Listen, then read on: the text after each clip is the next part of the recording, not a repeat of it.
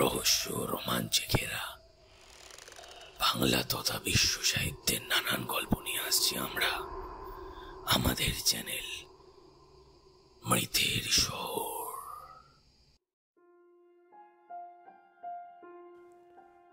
Hello everyone, আমি সুপ্রতিম।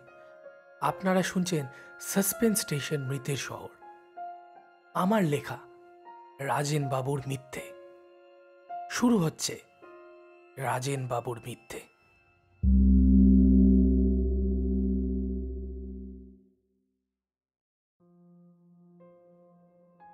কদিন থেকেই শরীরটা ভালো যাচ্ছে না রাজেন বাবুর। বার্ধক্যজনিত কারণ আর কি। হাত পায়ের কলকবজা ঢিলে হয়ে আসছে সব। তার উপর আবহাওয়ার খামখেয়ালি পরিবর্তন। ভালো ভালো সুস্থ মানুষ অসুস্থ হয়ে পড়ছে, আর উনি তো সত্তরোর্ধ্ব একজন বৃদ্ধ। রাজেন বাবু যাকে বলে অকৃতদার। মা ছিল, তা তিনিও গত হয়েছেন বছর 5 হলো। বাসায় লোক বলতে উনি নিজে আর একজন কাজের লোক কেষ্ট। তা সেও সকাল সকাল রান্না বান্না ও ঘরের আনুষঙ্গিক সব কাজকর্ম সেরে দিয়ে চলে যায়। এইভাবেই রাজেনবাবুর দিন কেটে যায়। নিজের যত্নতে কোনো রকম ত্রুটি করেন না রাজেন চৌধুরী। মাসিক পেনশনের টাকায় তার ভালোই চলে যায়। প্রতি বছর এই সময় তিনি ঘুরে আসেন উত্তরাখণ্ডে হাওয়া বদলের জন্য। বিশেষ উপকারও পান তাতে। আজ সকালে বৈঠকখানায় চা হাতে রাজেনবাবু বসেছেন তার পাড়ার বন্ধুদের সঙ্গে আড্ডা দিতে। বুঝলি ভাই বিমল, হাঁটুর ব্যথাটা বড্ড বেড়েছে, বললেন রাজেনবাবু। যোগাসন কর, বুঝলি, যোগাসন কর। দেখ আমি কেমন ভালো আছি। ছেলেটা জোরাজোরি করে ভর্তি করলো বলে, কিন্তু মিথ্যে কেন বলবো ভাই, দারুণ ফল পেয়েছি কিন্তু। বিমলবাবু বললেন। প্রকাশবাবু হঠাৎই বলে উঠল, তুই এই সময় ঘুরতে যাস তো, তা এবার যাবি না? রাজেনবাবু চায়ের পেয়ালাটা হাত থেকে নামিয়ে রেখে বললেন, হ্যাঁ যাব তো বটেই, কিন্তু এই পায়ের ব্যথাটা ভারী কষ্ট দিচ্ছে। যাই বলো সবাই, রাজেন কিন্তু প্রতিবার ফিরে আসে একদম জোয়ান হয়ে। বিপিনবাবু টিপ্পনি কাটলেন। সকলে এক কথায় সায় দিয়ে উঠল। প্রকাশবাবু ফের বলে উঠলেন, আমাদেরও বল দেখি কোথায় যাস, কি এমন জল বাতাসের গুণ যে একদম 10-20 বছর কমিয়ে ফিরিস? রাজেনবাবু উত্তর দিলেন না। শব্দ করে হাসলেন একটু, তারপর বললেন, আরে এমন কিছুই না, থাকি একটা আশ্রমে। শহরের এই কোলাহল থেকে দূরে সন্ন্যাসীদের সান্নিধ্যে সাধারণ জীবনযাপন করি। পাহাড়ে এইরকম পরিবেশে কয়েকটা দিন কাটালে দেখবি তোরাও জোয়ান হয়ে ফিরবি। বলে আর এক দফা হেসে উঠলেন।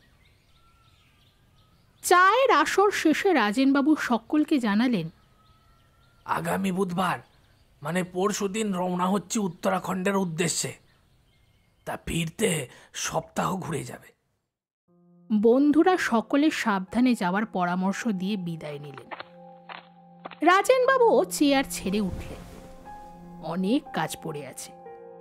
ব্যাগপত্র কিচ্ছু গোছানো হয়নি।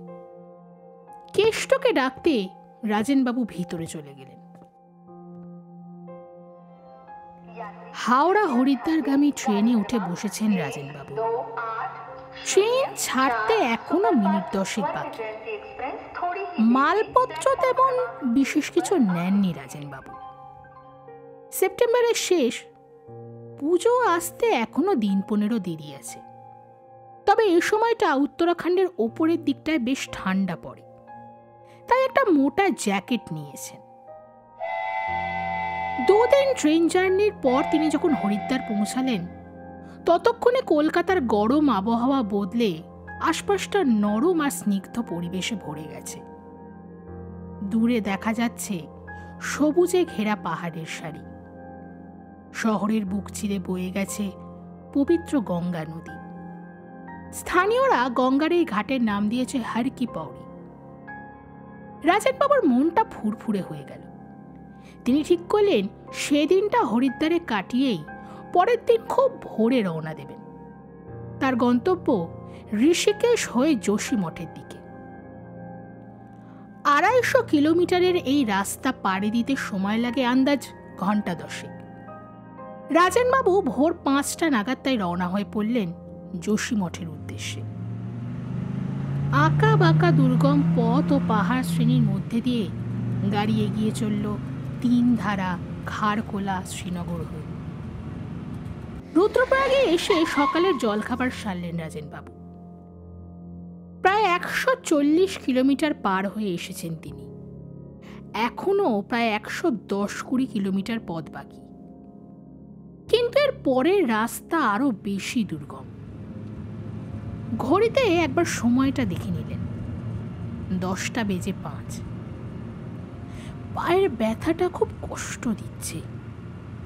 তাড়াতাড়ি পৌঁছাতে পারলে বাঁচে। রুদ্রপ্রয়াগ থেকে রওনা দিয়ে গাড়ি যখন একে একে কর্ণপ্রয়াগ, গোপেশ্বর, পিপলিকোঠি পার হয়ে যোশীমঠ পৌঁছালো, তখন ঘড়িতে সময় বিকেল 4টে। দিনের আলো কমতে শুরু করে দিয়েছে ইতিমধ্যে। যোশীমঠের পঞ্চবটী আশ্রমেই রাজেনবাবু গিয়ে ওঠেন প্রতি বছর। বছরের ঠিক এই সময় উনি আসেন বলে আশ্রম কর্তৃপক্ষের তরফ থেকে ওনার জন্য থাকার ব্যবস্থা আগে থেকেই করা থাকে। আশ্রমের কাছে পৌঁছে গাড়ির হিসাব মিটিয়ে গাড়ি ছেড়ে দিলেন রাজেনবাবু। পরবর্তী 3-4 দিন আপাতত এটাই তার ঠিকানা। তাড়াতাড়ি রাতের খাওয়া সেরে বিছানায় শুয়ে পড়লেন রাজেনবাবু। এই বয়সে এতটা ধকল, ক্লান্তিতে কখন যে 2 চোখের পাতা জুড়ে ঘুম নেমে এলো তিনি তা জানতেও পারলেন না। পরের দিন খুব সকাল সকালই মঠের উদ্দেশ্যে বেরিয়ে পড়লেন তিনি। 2-3 কিলোমিটারের দূরত্ব এই আশ্রম থেকে, কিন্তু পায়ের ব্যথার জন্য পৌঁছাতে বেশ অনেকটা সময় লেগে গেল ওনার। মঠে পৌঁছে আশীর্বাদ নিতে দেরি করলেন না। ফেরার পথে মার্কেট এরিয়ার বিপরীতে থাকা নির্জন এক পাহাড়ি পথ ধরে পাহাড়ের দিকে এগোতে লাগলেন রাজেনবাবু। এখানকার স্থানীয়রা এই রাস্তাটা ব্যবহার করে মূলত উপরের দিকে থাকা জনবসতিতে মাল সরবরাহের জন্য। এদিকে কোনো পর্যটকই আসে না। এ পথ তাদের চেনার কথাও না, কিন্তু রাজেনবাবু চেনেন। কষ্ট হলেও পা টেনে তিনি কোনো মতে এগিয়ে চললেন নিজের গন্তব্যের উদ্দেশ্যে। বেশ অনেকটা খাড়াই চড়ার পর পাহাড়ের রাস্তা দুদিকে ভাগ হয়ে গেছে। খাড়াই পথের একটা রাস্তায় মানুষ চলাচলের ছাপ স্পষ্ট। পাথরের রাস্তাটা দেখে বেশ বোঝা যায় এদিককার স্থানীয়রা এই রাস্তা ধরে প্রায় যাতায়াত করে। অন্য রাস্তাটা খাদের ধার দিয়ে চলে গেছে আরো গহীনে। পাহাড়ি জঙ্গলে ঘেরা রাস্তাটা দেখলেই বোঝা যায় এর দুর্গমতার জন্য স্থানীয়রা এর ধারপাশও মারায় না। পায়ের ব্যথায় রাজেনবাবু প্রায় হামাগুড়ি দিচ্ছেন, কিন্তু তা সত্ত্বেও তিনি এগিয়ে চললেন সেই পাহাড়ি জঙ্গলে ঘেরা খাদের ধারের দুর্গম পথ ধরে। পথ যতই এগোতে লাগলো, জঙ্গল যেন আরো দুর্গম, আরো গহীন হয়ে আসতে থাকলো। কিন্তু তার সত্ত্বেও রাজেনবাবু এমনভাবে এগিয়ে চললেন, দেখে মনে হলো যেন এই পথ তার পূর্ব পরিচিত। বেশ কিছু দূর যাওয়ার পর একটা গুহার মুখ দেখা গেল পাহাড়ের খাদের ধারে। খুব সাবধানে রাজেনবাবু ঢুকলেন সেই গুহার মধ্যে। গুহার ভেতরে এক সাধুকে চোখে পড়ল। দেখে মনে হয় তপস্যা জাতীয় কিছু করছে। বেশভূষা অগোছালো, খানিক অসভ্য বন্য জাতির মতো। তার চোখ দুটো বন্ধ, ধ্যানমগ্ন। রাজেনবাবু তাকে ডাকলেন। চিনাক, সব তৈরি তো? রাজেনবাবুর ডাকে চোখ খুললেন সেই সাধু। তার দৃষ্টি গিয়ে পড়ল সামনে দাঁড়িয়ে থাকা সেই বৃদ্ধের ওপর। তাকে দেখা মাত্রই সেই সাধু হাত পা নেড়ে নানা সংকেত করতে লাগলেন তার উদ্দেশ্যে, যেন কিছু বলতে চাইছে। সংকেত দেওয়া হয়ে গেলে পর সাধু আবার ধ্যানমগ্ন হয়ে গেলেন। ওদিকে রাজেনবাবুর চোখ কিন্তু গুহার অন্ধকারেও জলজল করছে। হালকা হেসে আবার ফেরার পথ ধরলেন রাজেন চৌধুরী। আশ্রম পৌঁছাতে পৌঁছাতে তার দুপুর হয়ে গেল। আশ্রমের যে ছেলেটি তার দেখাশোনা করে তাকে ডেকে বললেন, শোনো, কালকের দিনটা আমি গাড়ি নিয়ে উপরে ঘুরতে যাব। কালকের দিনটা ওখানেই কাটাবো, রাতে আর ফিরবো না। ফিরবো পরদিন ভোরবেলায়। মহান্তিজিকে বলে দিস, কেমন? রাতে খাবার টেবিলে রাজেনবাবুর দেখা হয়ে গেল আশ্রমেরই এক পুরনো কর্মচারীর সাথে। লোকটি বাঙালি। কথা বলতে বলতে রাতের খাবার সারলেন রাজেনবাবু। নানা কথা বলার পর লোকটিও নিজের কাজে ফিরে গেল। রাজেনবাবু চলে এলেন নিজের ঘরে। ঘরে ফিরে একটা ঝোলা ব্যাগে একটা কাপড় আর কিছু শুকনো খাবার ভরে নিলেন। তারপর বাতি নিভিয়ে শুয়ে পড়লেন।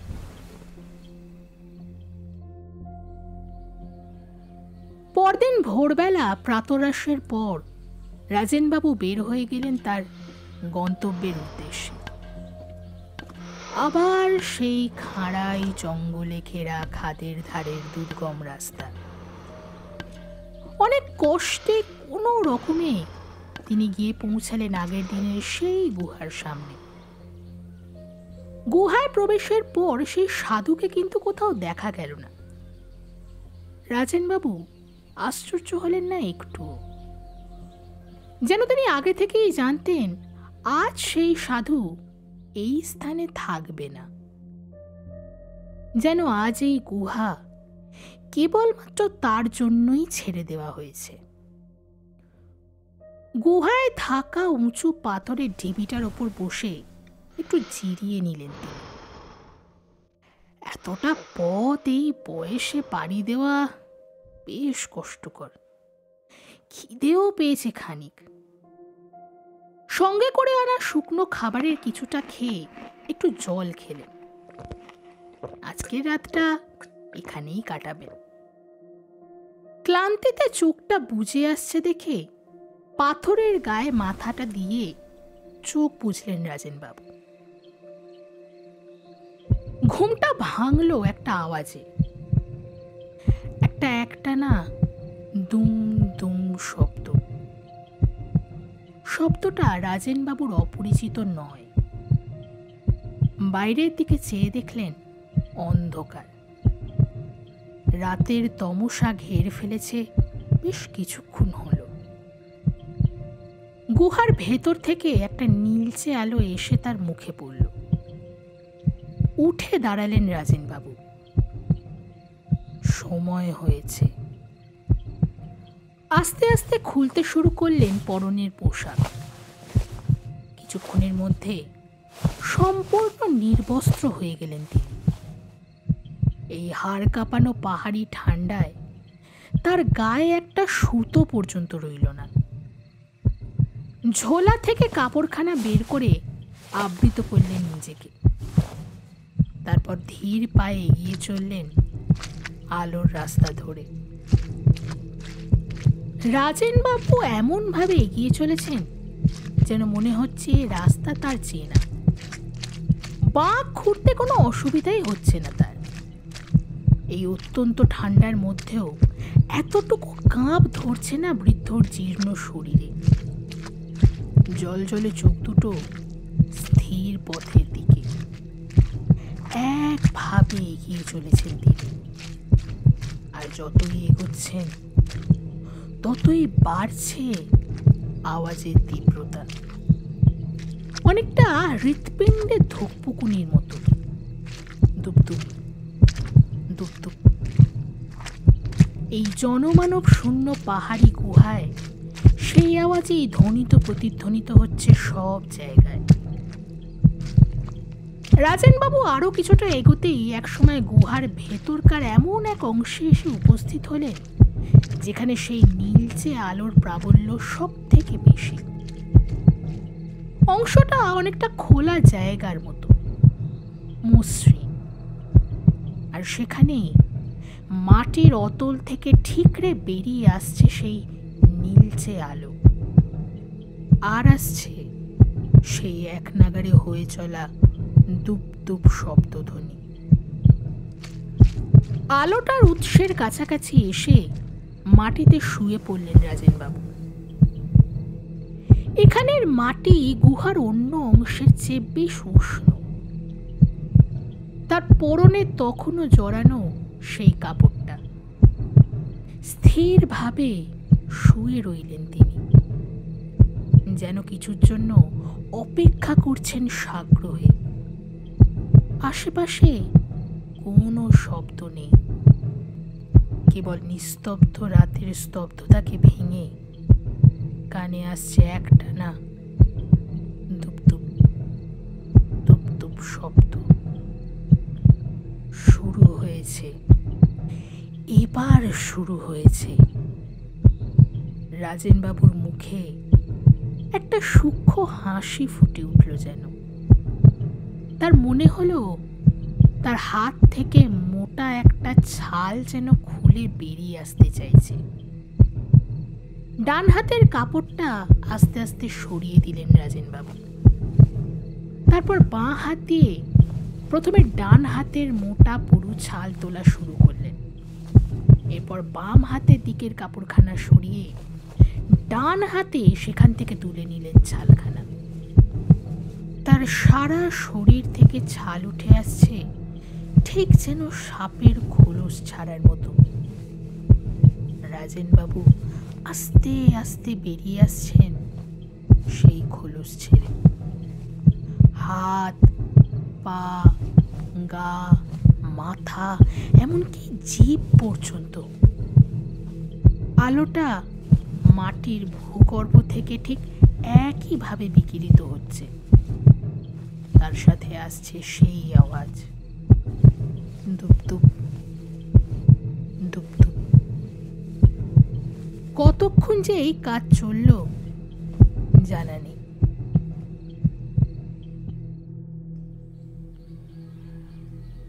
ভোরের আলো এসে পড়েছে গুহার প্রবেশের দ্বারে। সকাল হয়েছে। গুহার ভেতর থেকে রাজেনবাবু বেরিয়ে এলেন।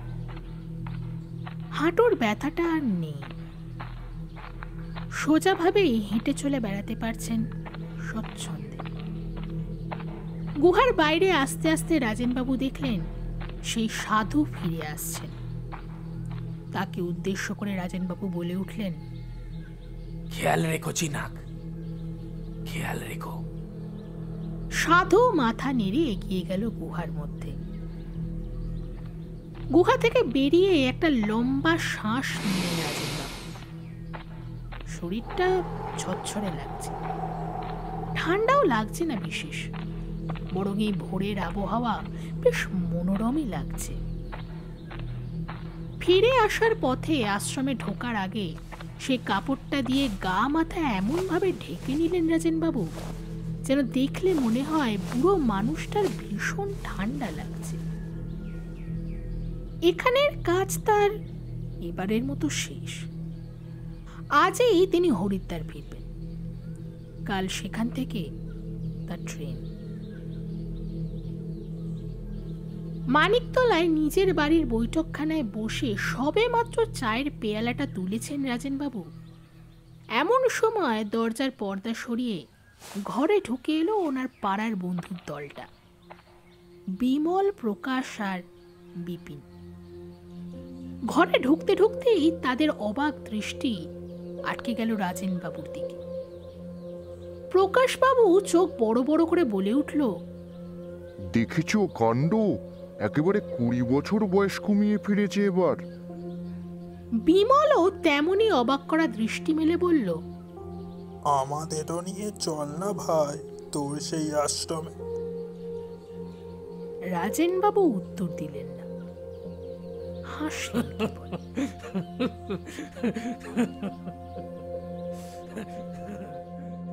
এখানে এই অঞ্চলে তার আরো 10-20 বছর কেটে যাবে স্বচ্ছন্দে। তারপর খুঁজে নিতে হবে নতুন বাসস্থান, নতুন পরিচয়। খোলস পরিবর্তনের সময় যখন আসবে, রাজেনবাবু সব ব্যবস্থা করে নেবেন আবারও। এ কাজ তার জন্য নতুন নয়, আগেও করেছেন, আবারও করবেন। চায়ের কাপ নামিয়ে বন্ধুদের সাথে খোশ মেজাজে আড্ডায় মেতে উঠলেন শ্রীযুক্ত রাজেন চৌধুরী।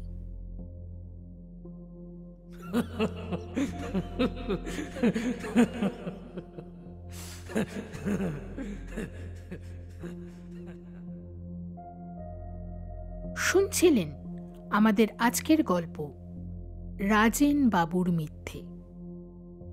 রচনা সুপ্রতিম।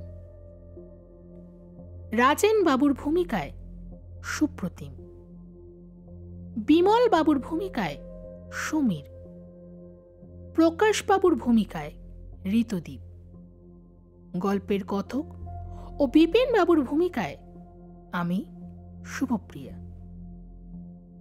আমাদের ফলো করতে পারেন আমাদের ফেসবুক এবং ইনস্টাগ্রাম পেজে সাসপেন্স স্টেশন মৃতের শহর এই নামে। দেখা হচ্ছে খুব তাড়াতাড়ি আরেকটি নতুন রোমাঞ্চকর পর্ব নিয়ে। সঙ্গে থাকুন।